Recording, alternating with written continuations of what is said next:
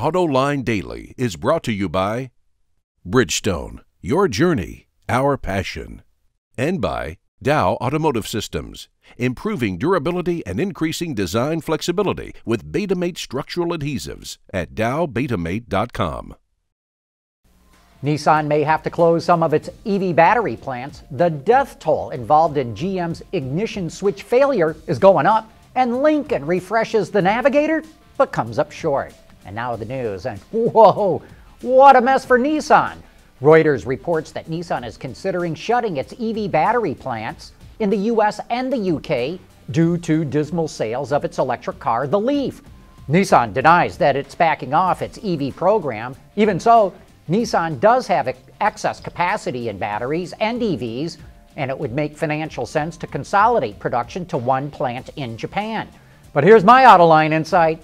If Nissan does close its battery plant in the US, it'll trigger a political firestorm. The Obama administration provided Nissan with $1.6 billion to build that plant, and this would refocus attention on failed government subsidies for green energy. General Motors acknowledged 13 deaths related to its faulty ignition switch, but the Independent Compensation Fund that is handling claims says the number's higher than that. Kenneth Feinberg, who's in charge of approving claims, says there are at least 19 deaths related to the bad switch, but that number could grow by a lot. They've received 125 death claims and nearly 450 injury claims overall. A new survey from Consumer Reports shows that infotainment systems are starting to get better. Early voice-controlled systems were particularly infuriating, with some people even getting in arguments with their systems. But now, 88% of people that have voice controls for their phone, audio, and navigation systems report using them frequently, and over half were comfortable using them within the first week. So, no more bumbling through complicated command structures. Listening to CDs in cars has gone the way of the dodo bird, but FM radio still reigns supreme with 71% frequent usage, while smartphones sit at almost 60%. People do tend to use their built-in navigation, but smartphones have passed portable devices in popularity. And this should not surprise anybody, but people are more likely to pick up their cell phone than to use their Bluetooth connection. So it sounds like automakers are making better infotainment systems, but smartphones are hot on their heels.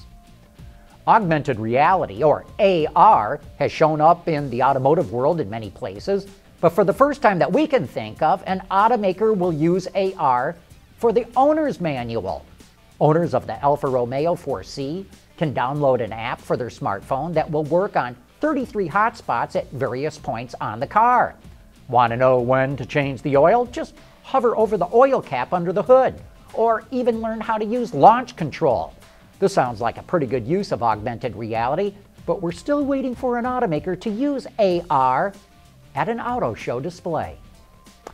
When Carlos Tavares took over as CEO of Peugeot back in March, he was tasked with getting the automaker back into the black, and it looks like he just found a way to make a little money. Bloomberg reports that India's Mahindra is in talks to buy Peugeot motorcycles, which also makes scooters and three-wheelers. Well, no wonder Mahindra wants it. Scooter sales in India shot up 23% last year. Say, have you seen what Lincoln did to the Navigator? That is coming up next. Dow Automotive Systems, driving solutions in automotive, commercial transportation, and aftermarket with innovative products like Betamate structural adhesives. Lighter, stronger, safer. dowbetamate.com.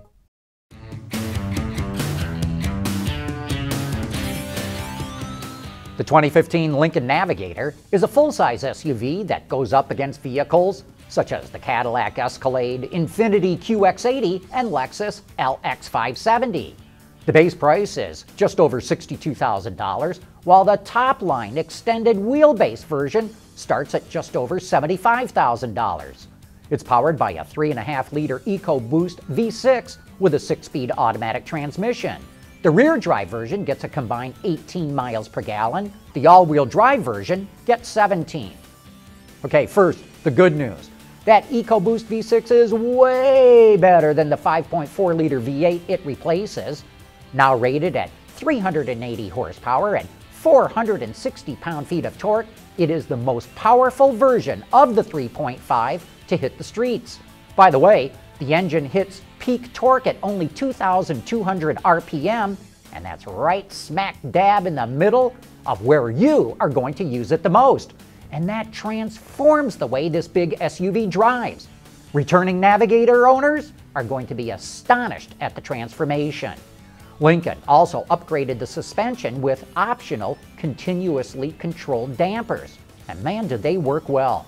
GM has equipped its full-size SUVs with magneto-rheological shocks, but that system just doesn't work all that well with 20-inch wheels or larger. But the Navigator does come up short in the details. The inner door panel is just not in the luxury league. The notch for the latch looks like it was punched out with some crude tool. The edge of the notch is lined with a greasy lubricant that could easily smear a sleeve. Spot welds show clearly on the window sash, and the steel is wrinkled where it curves. Crikey! This is a vehicle that can easily top $75,000.